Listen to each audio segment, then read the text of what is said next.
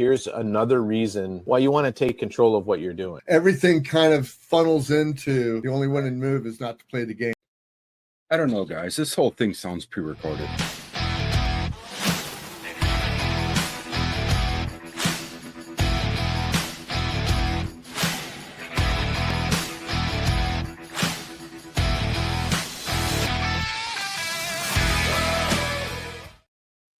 Hi, guys. Episode 87 of the Weather Report, and I want to thank you guys for being here, all our supporters, all our listeners, everybody who gives us money through Patreon and gives us money through buymeacoffee.com, all those places.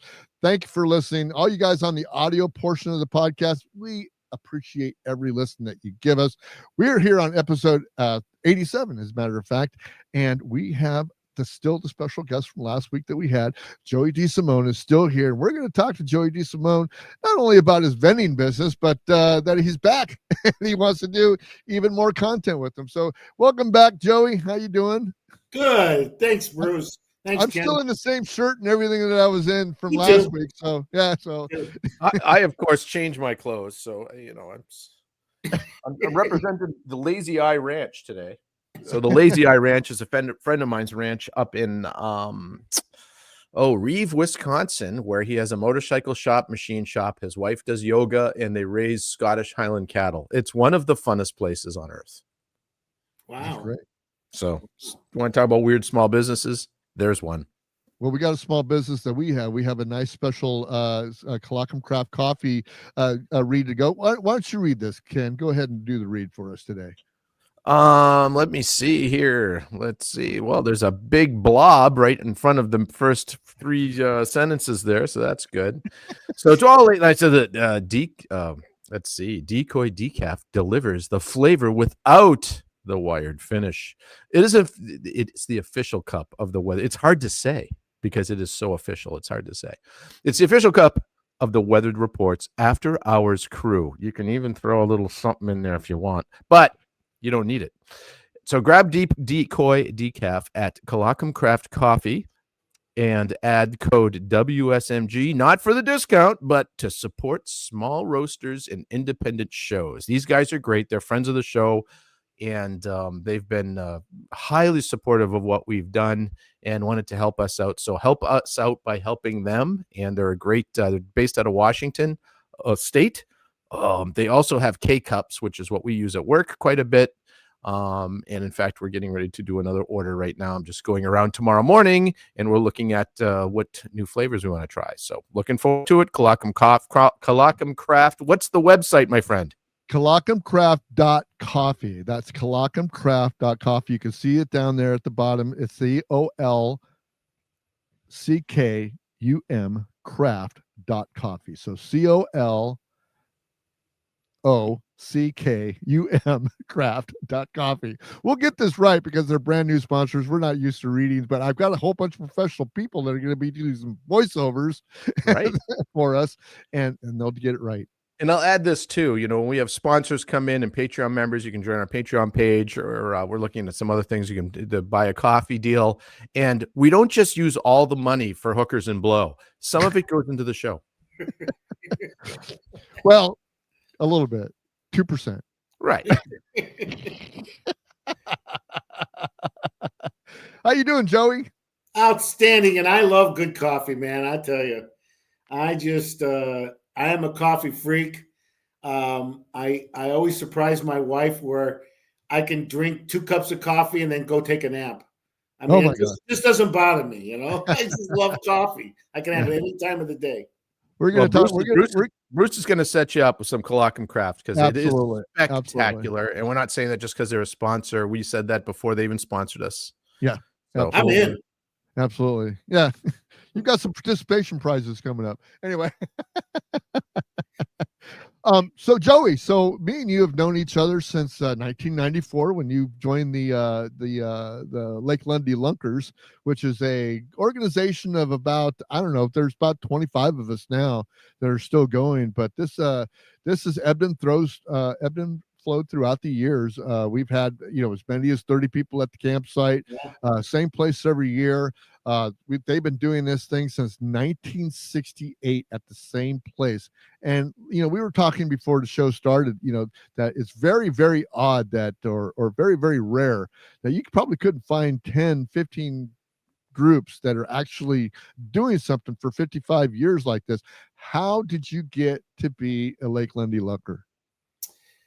Yeah, so I was talking in the last episode. I was talking about my really good friends from high school here, right? So in this case, I was in San Diego, and one of my really good friends from high school, Bob Nokoff, lived up in Dana Point. So I saw him a lot, because he was in Orange County, I was in San Diego County, and we always stayed in touch. And he started telling me about it.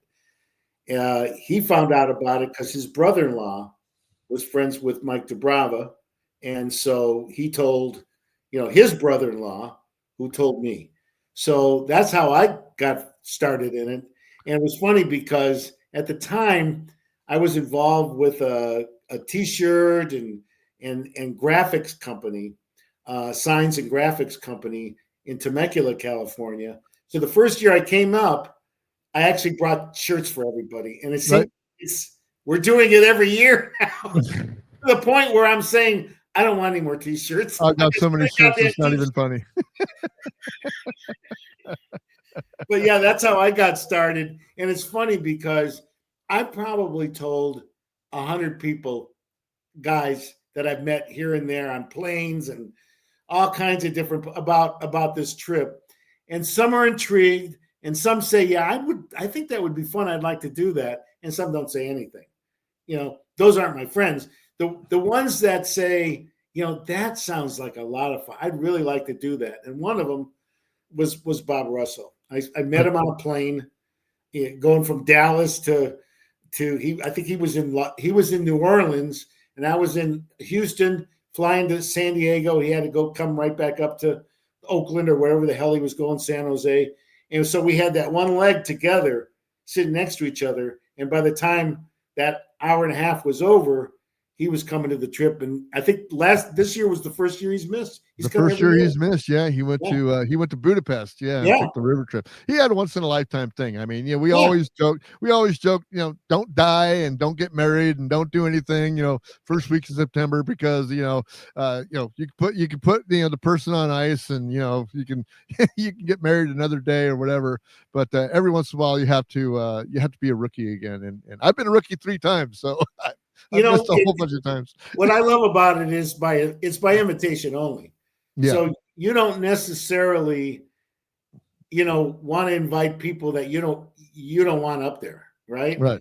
But sometimes you don't, and you know this as well as I do, Bruce. Sometimes you don't know until they're up there. Yeah, exactly. So then it's too late. You just don't ask him back. That's all. Yeah, it can get pretty remote, and when you're with 20, 30 other guys, you better have thick skin. I mean, that's all I can say is you got to have thick skin, and because we rib each other all the time, man. And sometimes it's serious, and sometimes it's just joking around. But if you're fucking around and you're not doing anything, you're gonna get the shaft, man. Yeah. And it's really a cooperation between however many guys that are going up there. Since 1968, started with 5 guys from IBM going on a freaking fishing trip. And they just kind of pulled their resources, got up there, went and got away from their wives. There's no women allowed up there for our campsite. And it's just great to get away, for the 3 days, for the original 3 days. It was usually from Thursday, Friday, and Saturday, come home Sunday. I used to do the whole week. I used to come in on Tuesday and do the whole weekend. And finally, I just went like, I just need 3 days. after 3 days, I'm like, I'm ready to go. but Joe, you're a latecomer, man. You come in, you're wandering in right after about me, on a Thursday night and stuff like that. And it's fun seeing you, because by the time you get there, everybody's there. We're all drunked up. We're all getting ready to go. And it's always like, we just saw you yesterday. And I think the camaraderie of friends like that is just incredible. Whether you've met them once or whether because a lot of us only see each other once a year. but it's like you were there yesterday. We're a band of brothers. I mean, you know, when you're with somebody for 3 or 4 days in a row, even if it's just once a year, you know things about them that some of their best friends may not even know. You know, because you're around the campfire, it's just a more comfortable setting, and you're a little more open. Maybe I don't know what it is. You're a little more drunk or a little more well, stoned. I was going to say that. Yeah, it's the truth serum, right? But yeah, and it's so funny because, and I'm going to say this, and I don't care. So then I also asked my son-in-law Josh, who comes every year. Yes. And I never wanted to ask my other son-in-law, Aaron, because I thought he was a little too much of a straight arrow for our group, right? And so I said, so Josh asked me about bringing my other son-in-law, and I said, I don't know if he's gonna if he'd like it, you know, because we're assholes. So so he said, no, he'll be fine. He'll be fine. Of course, you know now that he's fine. He comes. He's fantastic. I said, you're sponsoring him, not me. I'm not sponsoring him because Josh and Aaron are the official cooks of Lundy. When they're both together, I don't have to worry about anything. The only thing I need to do is do dishes, and I love doing dishes because I want to get my hands clean after a day of fishing and everything. Yes. So it's like if you're there at dinner time, I'm doing dishes. Get the fuck out of my way. Honestly, Ken, we have to do dishes, and I never understood why we just don't use fucking paper plates and plastic utensils. But hey, that's just me. You know, we like to do dishes, I guess. And now I know why. Bruce has to clean his hands. Yeah. Yeah, there's the answer. There's you guys bring up a good point. Bruce has talked about this a lot for me, and I'm not a fisherman in any kind of way at all. And I also don't like sports. I'm basically, if it wasn't for cars and motorcycles and guns, I'm pretty much just a chick. But you talk about and I also didn't serve in the military. I'm just going to sit here and tell you all the things I've never done, but that's not my point. You guys talk about this thing, and Bruce talks about this constantly, like in phone calls and stuff like that, and the camaraderie and the brotherhood of it. Men do this, and men need to do this. And Bruce, I have a thing that I've done for the last 40 years too. Something out here. I'm a car guy, so I go back to the 50s, and it's a pilgrimage every year. We have 11,000 people that show up for cars. Oh my God, Bruce came out to it last year, a year ago, and was able to experience that with me. And like you said you were invited to come out, and you're a guest of me. We were at this show with 100,000 people, but it didn't feel that, did it, Bruce? It was. It was a brotherhood. Like he knows everybody. Well, I knew like 50,000 of the 100,000. But the point that you guys are saying, you pick off where you left off, because there's people I only see there that year. I only see that once a year, that one weekend. And you walk up and you're at the car. It's at a 300-acre fairgrounds, and you go talk to the guy, and it's here's a beer. We're going to sit down and we're going to BS. We're just going to pick up right where we left off. How's the wife? Oh, she had some problems this year. This is good. I fixed my deck. And it's a brotherhood, and you do this thing. In the motorcycle world, it's the same thing with like Sturgis. The Sturgis thing. There's people you see there every year that you never see anywhere else. Yeah, and it's something that, like I said, women have things that they do like this, but not like men, because we do form brotherhoods in experiences like that. So it's always great to hear these stories. I think it's good for the soul. Right. And I really, you said you were a rookie 3 times, which means that you missed a year. And oh no, I missed 14 in a row for $40. Yeah. So it's like, I never liked that, because for me, you guys are a lot closer to where we fish, where I was coming from, from San Diego, which is about San Diego, 9 hours away. And then now I'm coming from Cleveland, and I still come. I can't miss it. If I miss it, it's like there's a hole in my soul for another year if I miss it. So that's how important it is for me. Yeah. And we've gone through, the death of our founder a couple of years ago, Dick DeBrava. Joey mentioned Mike DeBrava, which is his son, and they're all getting older. I mean, even my pop, who just had open heart surgery this last weekend, Bill, and they're getting older. They're up in their 70s. Joey, you're up in your 70s. I'm 65. We got some young kids, coming in, like, Josh and Aaron and a bunch of other kids that have the younger DeBrava kids are coming up, and so I feel very secure that this thing will go forward, because that was Dick and Gary Berkemeyer's wish, is that their only wish is that keep this going, because there's not very many places or very many people or groups of people that do this. And I guess some of the questions that I do want to ask you is, like, so you came up with Bob Nokoff your first time. We call him Bullshit Bob. He's always had that name, Bullshit Bob. Some of us have nicknames, some of us don't, So I mean, I don't have a nickname. I don't think Joey has a nickname, but I remember being around the campfire, and all you guys coming up from LA were the LA queers.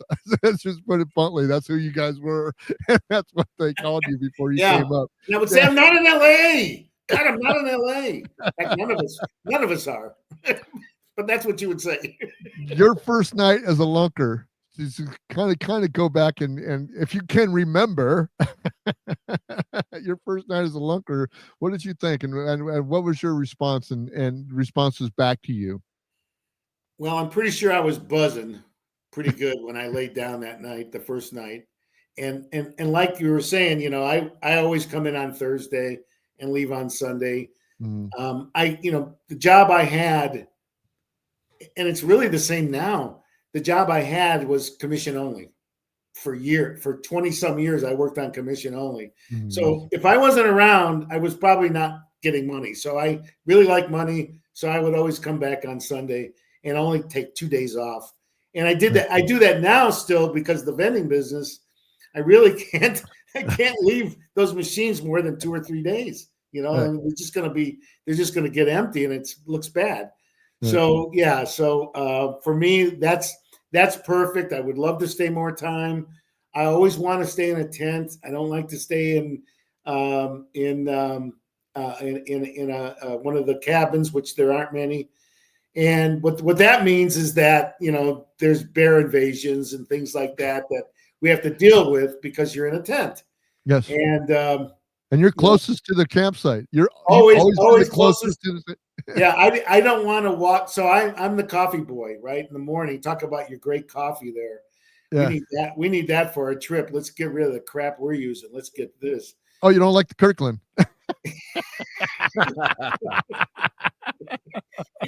The Kirkland that's been open for 4 years. Yes. Yes. It doesn't have any flavor to it, but it's still in the jar, Yeah, it's still. But again, the Carolans or the Baileys kind of covers it up anyway. So I guess that's one thing we got going for us there. Yeah. But I, me, I'm coffee boy, so I'm up at 5:30 making coffee before anybody else is up, and I don't want to be walking a quarter of a mile to get to the coffee pot. So I usually pitch tent right next to the campfire, and I start we get what, 2 cords of wood. We have so much freaking wood that we can start a fire. I mean, we could start a fire and just keep the fire going 724 for probably a week. Yeah. And that's how much wood we get, right? Yeah. So. Yeah, it's crazy. It's crazy. But that's always there. That's another reason I come out on Thursdays, because I don't do a lot of the work anymore, but I run the show now. So financially, and I pick up the groceries and everything, and I have them sent forward. So I do my part and everything. I'm kind of the CEO, CFO. It's a lot of work. It really is, to coordinate, how many people it is that get there, and making sure that they're going to get there, making sure we have enough supplies and this and that, getting the freaking trailer up there now. It's crazy. But what's your fondest memory about let's just talk about your first trip, and then we'll go about your fondest memory of the whole trip, as many years as you've been going. I think what I really liked was I'm still into fishing. I don't fish as much, but taking the long hikes with guys, because it's a subgroup, right? Yeah. And then you get to talk to people that maybe you wouldn't talk to around the fire, or it's hard to talk to people at the poker table because you're talking about winning. Yeah. and so it's like it's really different. It's special. and that's how I got to meet guys like Barry, and just on the trails talking to them. Barry's one of my best buddies, and he was and he was sponsored by Bob because he was Bob. It was Bob's neighbor, right? So that's the thing, is that you know people who bring people up, and we're all like-minded. We really are pretty much like-minded. Forget about the politics. I don't give a shit about the politics anyway. I'd rather talk about sports any day. But we put all that stuff behind us, and that's what people should do. I mean, this is, I'm hearing people say, well, I don't want to invite somebody over for Thanksgiving because they voted for them. Or it's like, this never makes sense to me. Never makes sense to me. I mean, people leave everything at the door. Leave everything at the door. Yeah. I mean, we're so far past that. We should be, as a society, that we care more about that than we do about people. That is the dumbest damn thing. But anyway, that's just Well, just look at the diversity that we had, and I remember distinctly the first time that Mike Saylor came up, and Mike Saylor is different than anybody that we ever knew. And Mike Saylor became, well, he came up to Lundy with my nephew Billy, and his friend Saylor, Mike Saylor, was a bartender. So we're up there, and this guy comes out of his tent, and he's got dreadlocks down past his shoulders. White guy, little chubby dude, just cool as hell. And we're going like, all right, who's this? But you got those people up there. Such a diverse amount of people, like, blue collar, white collar, CEOs, just, oh, here we go. There you go. There's Mike Saylor there on the Isn't that a great picture? Side. That's my favorite picture of the guys at Lundy. Yeah. Just crazy. And it's so freaking cool that you got all these people, man, there of all different ethnicities, all different financial situations, all different careers, all different expertise and stuff like that. And we all get along for however many days we're up there. And we've never, ever really had a bad argument or a fight or anything. It's been really freaking cool. No, we're way beyond that. It's we're all so tight and care about each other, and it's beyond friendship, really, just normal friendship. Because you're talking about many years, many hours of talking to somebody and really getting to know them and their life and giving a shit about them. That's basically what this is. This whole brotherhood thing. And I think you're right about, like, guys versus women. I think this is maybe more of a guy thing, but it's really, if more guys would do it, I think men would have clear minds. Well, we have strong men. I think we have strong men up there. And Ken said, he many times, weak men or weak time, or what is the quote, Ken? So strong men make easy times make weak men make hard times, which makes strong men. Yeah. And so we're in the weak men part of things right now, that they're making hard times on any side of any aisle you want to look at. But the idea that the brotherhood of men being able to just go out and do man stuff, and like you guys say, you talked about it. It isn't like everyone goes up there and you have a campfire and sing Kumbaya and everything's wonderful. You do that when the chicks are there. When we're there, we're just like, you going to wear that stupid freaking shirt again? You look like a jackass in that thing, for crying out loud. And you give each other shit. And there's always the one guy that never gets any shit, and no one liked him, so he doesn't come back next year. Yeah. If you're not taking it and doling it out, that's part of it. It's like that. I'm a collector of talents. So I try to, like, do a lot of things and learn new skills, and skill collector, I guess you'd say. And it's exactly the same at anything you do, in the motorcycle world, in the car world, in the gun world, in the business world, even, it's the same. And in music, especially, I mean, I grew up, my dad was a musician, pretty big time.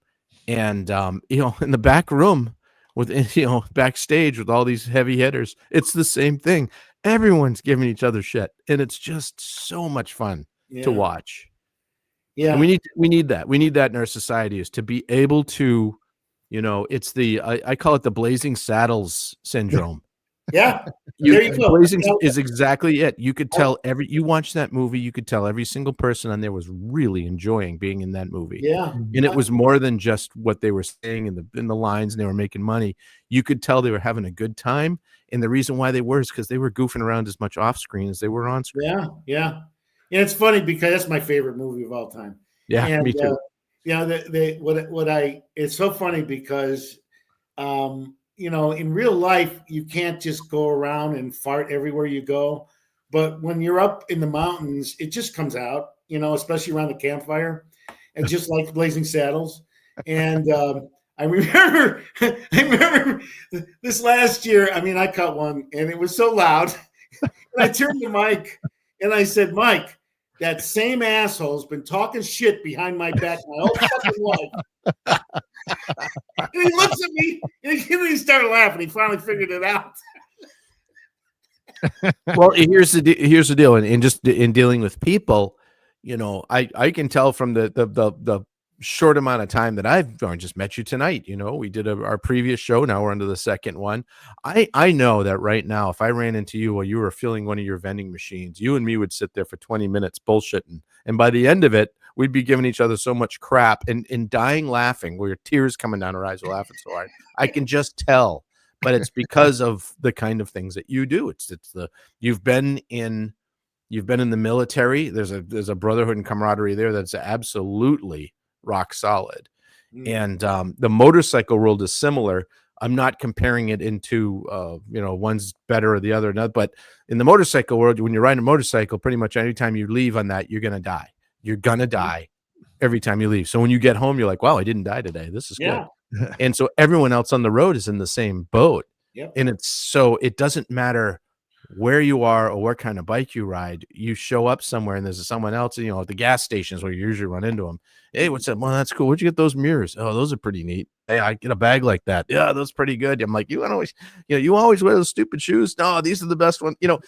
You do that at the gas station with people that you never met before. Yeah. And it's the same kind of thing. So the brotherhood of you guys' trip is I always like hearing about it. It's just great stories. Yeah, I think the best thing about it is that you can almost guarantee that you called one of these guys if you're on the road or something like that, and you happen to be in their town, something happens to you, or you just want to go, you just call them on the phone. Hey, dude, what's going on? I'm in town. They're like, oh my God, come on, let's do steaks, whatever. Yep.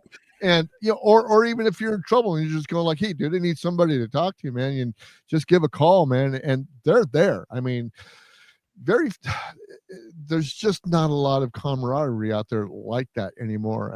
As I get older, my circle of friends, in my immediate community gets a lot smaller, but my circle of friends when I get to Lundy in September just keeps getting bigger and bigger and bigger, and it's just great to have that camaraderie. You think about community. I'll just throw this in there too. The way that Bruce and I met, we knew each other for 4 or 5 years before we even ever met in person.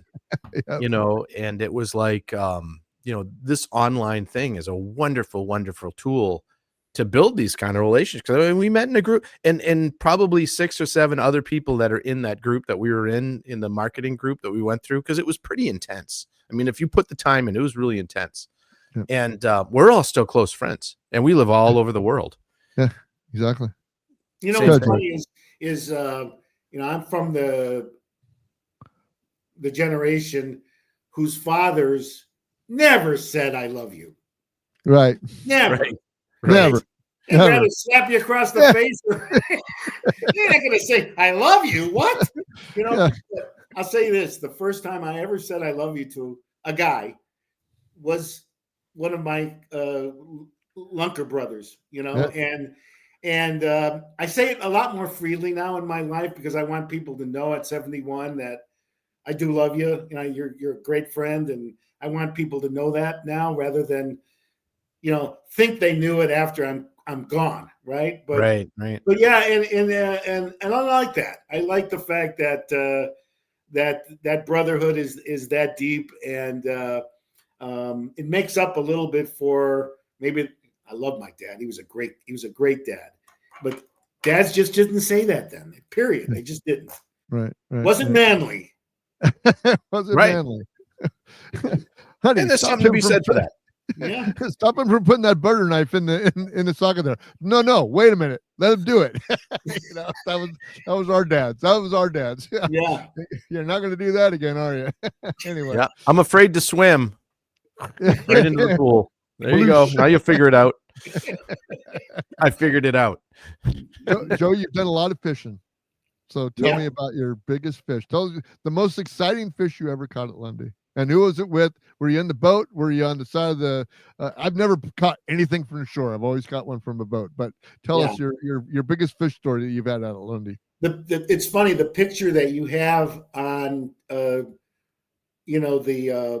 link for today's show and for 86 is a picture that I took with Aaron on a boat from the lake, and it was just it was a morning where there was some orange skies that cascaded onto the mountains, and it just looked so pretty. I have it in my office, that picture, and so that day was just so picturesque that I didn't care what the hell happened, if I caught a fish or not. But to answer your question, this picture here is the first year I came, which I won the tournament. Yes. And so what I did was, that picture, I have the fish, and it's really close to the camera. And so this was like, I don't know, maybe 2 pounds, but it won that year, right? Yeah. Sometimes we have big years, sometimes we don't have big years, right? And I didn't care, because hell, I got the free T-shirt and I won the tournament. And Bob, when he took the picture, he goes, "Joey, that's not very big. Pull it in a little closer to the camera." Yeah. So it makes it look so freaking huge, even though it was maybe 14 inches. Now, did you catch that on Bob's boat? No, we did. Yeah, I caught it on a boat. Absolutely. One of the Did guys you catch it on Bob's boat? No, we used to always rent a boat out. Oh, okay, gotcha. Yeah, we used to rent a boat and a lot. We'd go out there and fish a lot. Now I'm like out there 2-3 hours one day. One day I don't. It's like I'm fine with just sitting back and talking to guys and taking hikes and just. I don't have to go out and fish, but I still love to fish. And because if you're ever out with Brother Bob, you're out there all day long. And that's why I don't go out. And he ain't coming in. Yeah. Better not have to squeeze out a deuce. No, that's why I don't go out with him ever. No, I've had some fun times doing that, but what was your first experience when you came? I know we have to come up and we have to get off of 395 to come up the canyon, but you really don't appreciate the view until you crest over and you hit that dam and it all opens up into that lake. What did you think about that first time you saw that picturesque freaking here it is right here. That's the background that you come up into. It is absolutely beautiful. That's exactly the way it looks. It's crazy, man. Yeah. It's idyllic. That's what I would call it. It's like everything you'd love about a canyon lake in the middle of nowhere. It's there's not a lot of people there, even though it's a beautiful lake. It's like, it's still kind of unknown, I think, because there's never a lot of people there. Right. And when you get past that crest, just like you said, when you get past that crest and you see the lake and its beauty and the mountains, and there's always some snow still up in the the mountains. Yeah. There's some years it's more than others, but it's freaking September and there's still snow up there. It's so stinking awesome. Yeah. So that's what I love about it, is that first shot, like you said, when you're first coming in, and then you see everybody and you're hugging, and it's a great feeling when you first. A half hour later, you're flooring. Yeah, and it's as great as it is when you first come and you see everybody, and I get to see you guys for the first time. It's just that tough leaving, because it's not going to be. You're not going to be back for another year. Mm-hmm. You probably won't see almost everybody for another year, and that's the tough part. Is leaving. And I never cried, but I could. If I knew I was never coming back, I definitely could. And I've seen that happen with guys before, right? Yeah. And you've been through. Have you been through all three owners? Were you there with Bambi and those guys when they were there? Okay, Yeah. so you've been through the three owners, and they got a new owner now. And this is the first year that I went up, because I've always touted that, I go up there and I'm able to turn my cell phone off and just be, away from technology. And now they got some new owners that have been there for 2 years. Now they have Wi-Fi. So yeah, and we had the guys going up listening to baseball games and stuff like that, and I really thought that it took away from things. Now I was going to bitch about it, but I mean, they're going to do what they're going to do. But the first thing I do when I get up there, man, is I just turn that cell phone off and just say, I don't want to be anywhere part of anything. I told, and this is my own daughter that Josh is married to, right? I said, do not tell her that we have Wi-Fi up there. Yeah. Keep letting her think that you have to go all the way to the freeway to call her up, and don't say anything, man. Don't be stupid. Don't be stupid for the rest of us. Don't be stupid. Yeah, exactly. And like I said, it's so majestic of being there, man. When I think about when I go through Mono Lake, and past the site where, if you're a Clint Eastwood fan, where Lago was, if you saw High Plains Drifter, it's a great place. If you know Mono Lake, you know Mono Lake from all the Clint Eastwood movies that he's actually done there. But you're in the high desert. I mean, when you're traveling down 395 before you get up into that canyon, you're in high desert. There's nothing there, and it's just like flat. It's gray. It's kind of ugly. It's kind of, nothing really to look at. You just got out of Yosemite. You came down. Yosemite's nice and beautiful, man. And just to get up into that canyon, man, is just majestic. Now, you've done a whole lot of hiking up there. You've done the beaver ponds. You've probably done the waterfall. I haven't. The only thing I've done is I've done the beaver ponds. That's about as far as I've hiked. I've drove all the way back to the falls. You've actually taken that hike all the way up to Saddleback Lakes and stuff like that, right? Yeah, I mean, that's Bob Nokoff, a crazy man who doesn't go there. He's got to have a bike. He's got to hike. He's got to anything but fishing, basically, and that's Bob. And so yeah, because of him, and I'm not blaming him. I loved it. Yeah, Berkey was the last guy that would take us up to Saddleback, drop us off, and then he would drive back, and then we would walk back. Yeah. Yeah, and I guess it's not possible right now, or it wasn't in September, but that is just a great hike. It's, I'm not a big hiker, no problem, and even now with my new knees, I could still do that hike, no problem. Oh. So I've never done that hike. But I know Barry. We were a little bit concerned about Barry this year. We call him Barry the Sleeper because he comes up and he sleeps the whole. Yeah, you would swear that he sleeps the whole time. But he's a psychologist. We call him Dr. Sleep. Yeah. You always wonder what he's thinking about you when you're at the poker table. So, how's your poker hands up there? You play minimal poker. I know that. I see you at tables every once in a while, but we have some crazy poker games up there, and this is so funny. From a spectator's point of view, what do you think? Because I know you spectate a lot. Oh, I love playing. I just I don't like losing, and I'm not like that at the casino. But up there, I just I don't know. I guess in the last few years I've stopped doing it as much. I love the games we play. I mean, who ever heard of Mexican Bunko? and AC Doocy and follow all the these bigs, wild freaking, all these crazy, and you learn. And if you don't know them, you just kind of learn as you go. They're not that difficult, and you get broke as you go. Yeah, and it's funny. So what I like is to deal, because I like to come out. I like the Los Chicagos and the follow the bitch and all these different games that with night baseball and all these different games that we play that are just different than just a 7-card stud or 5-card. This is so different. That's what I like. I like the pots to be shared if possible. Yeah. So, because that's the kind of guy I am. I like to share. So, But you don't like to lose. You like to share, but you don't like to lose. And it's funny, you still get into it. So we're sitting around the campfire this year, and all of a sudden you're hearing, oh, you turn around and these guys are all standing up, watching 6 guys at one picnic table, standing up, cheering, cajoling, whatever they're doing, right? That's $160, right? And then they do another round or whatever. Oh, they lost. It's like $300. $300 something. And mind you that this all started with a quarter. Yes. The ante is a quarter. Love it.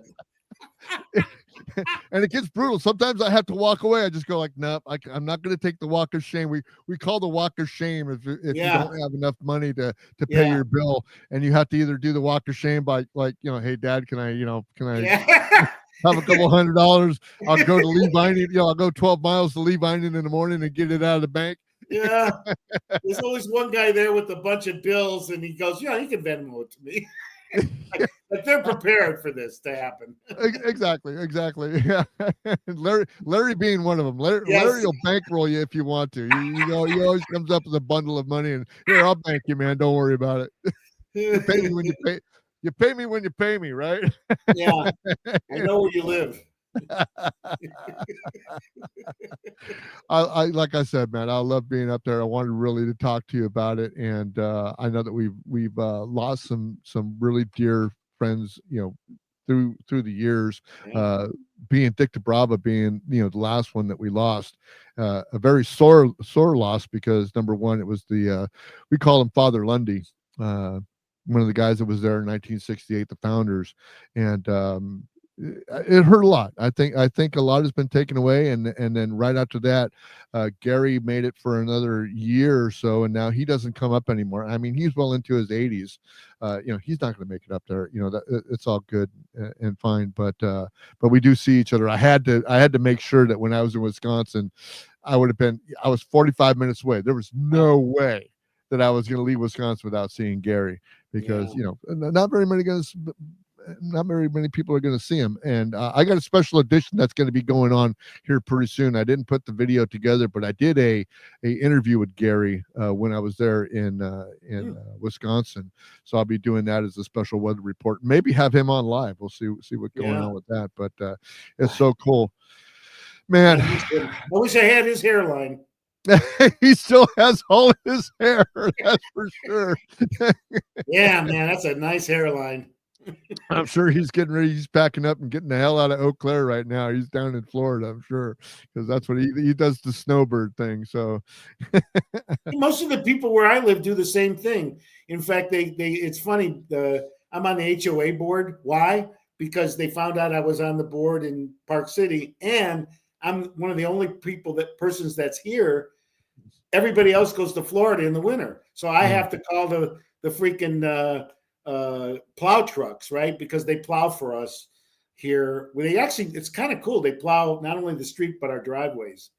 But I have to make that call, many times a year in the winter, because none of the other guys are here. They're all in Florida.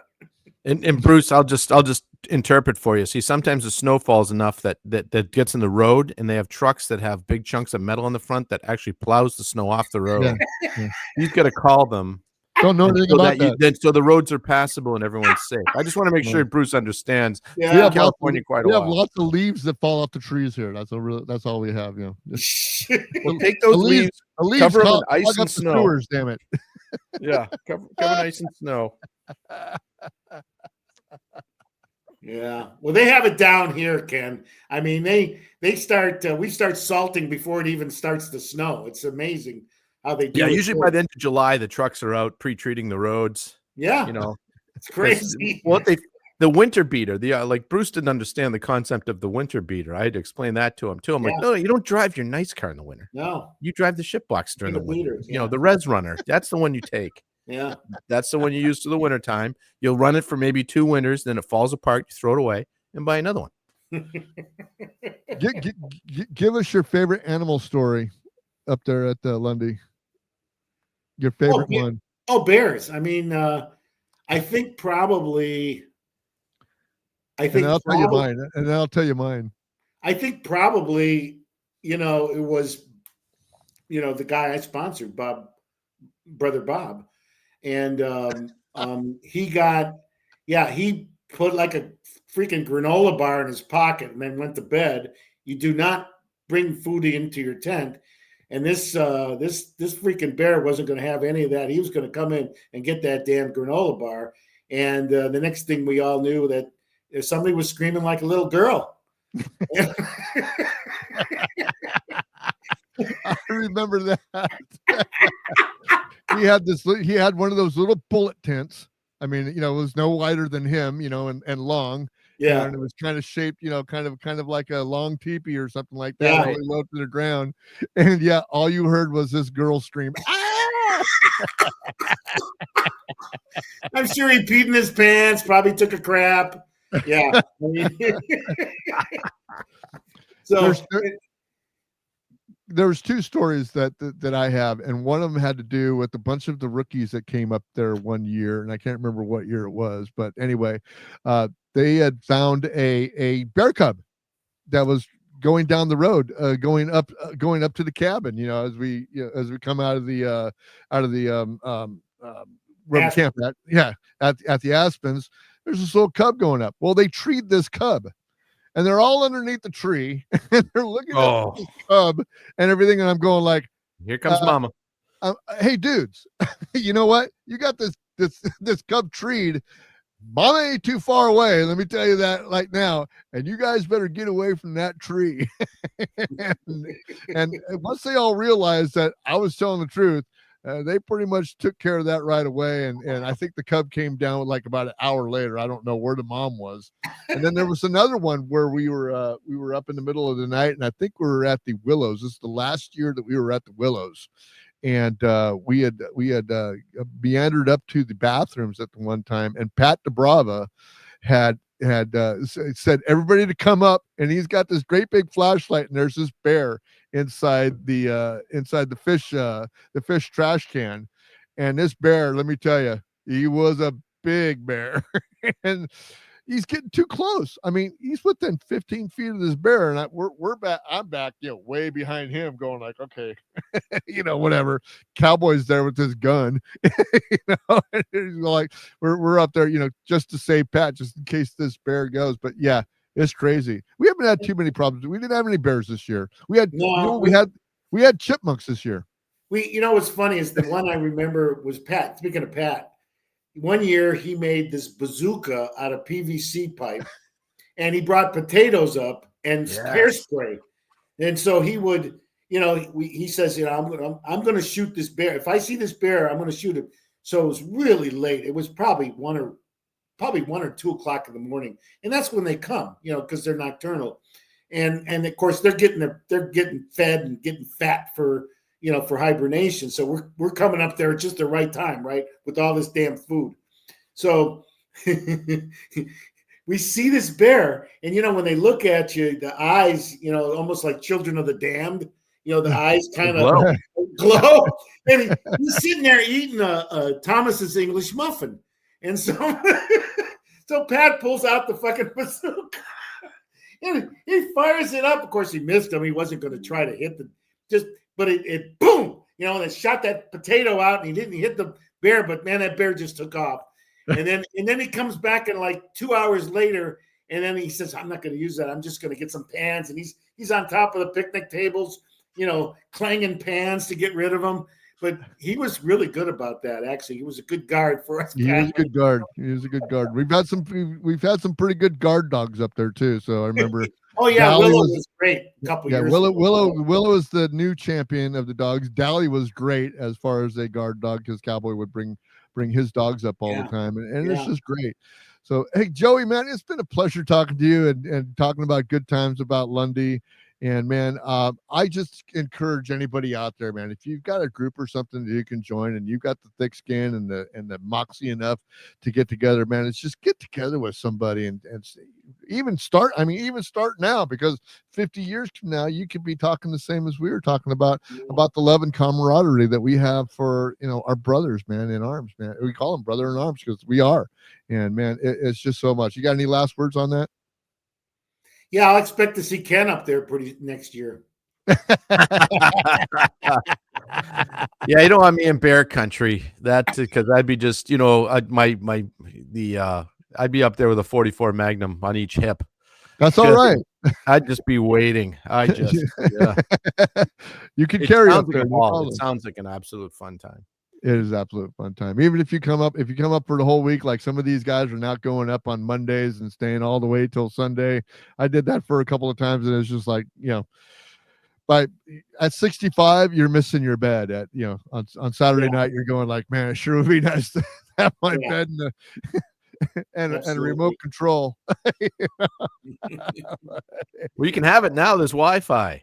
Yeah, I know we can have it now, but I don't want to know that. I don't want to know that. I just kind of forget that. But no, Joey, it's been a pleasure having you here again, man. Just to bounce, all these stories off of you. We're going to do it again in September. I cannot wait.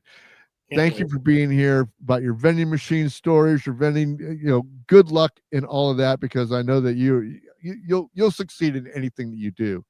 And also, man, just being my friend and being here to be the first one to come in, talk about Lundy with me. I really appreciate it. You bet. Thanks, fellas. Appreciate you having me. Yeah, it's been great to meet you. Absolutely, man. Well, we're going to take off again, and we're going to have either, George Fonts, or we're going to have McShane from the Razor Wire podcast going to be on within our next couple of shows. I got the feelers out for them. McShane got back to me and said, yeah, let's do this. And I've got George Fonts from World of Blaze, which I was on. And so we'll have them on here pretty soon for the next couple of shows we got. But like I said, we're 13 shows before 100. We got some big things coming up after show number 100. What do you think, Ken? Yeah, no, absolutely. We're going to, Bruce and I started doing this a few years ago. Well, it's been about 2 years now, hasn't it? Yeah. And so let's give it a couple of years and see how it goes. And it's growing nicely. And we got a sponsor, which Bruce will tell you all about here, but in a moment. But yeah, we're looking forward to just keep it on growing in the show. So if there's something you like, if there's topics you want, or any ideas for guests that you'd like us to talk to, we're always open to hear what you have to say. Still working on trying to get Tom Emmer on there. I worked with him quite a bit. He's the House Whip in Washington, but and a nice guy. But we're working on some of that kind of stuff too. So we've got some heavy hitters that will be coming in here this winter that are in the works too. So stay tuned. Yep, absolutely. And thank you to our sponsor, Kalacum Craft Coffee. That's kalacumcraft.coffee. Go up there and get yourself some fine, freshly roasted the day that they take the order. And within 2 to 5 days, you'll have your freshly roasted coffee. And you can just go ahead. Oh, it's so great. So if you go to buymeacoffee.com/Weathered Soul, that's one way that you can support us. You can go to also patreon.com/Weathered Soul if you want to, and support us there. Or you can go and you can use the promo code WSMG, and you can support us, and you can support us and a fine coffee company, kalacumcraft.coffee. And we want to thank you for being here again. Come back for episode 88. We'll have a new guest, and like, share, and subscribe, and do all that stuff that you want to. And thank you for being here for the Weather Report. We will see you next time. Bye-bye.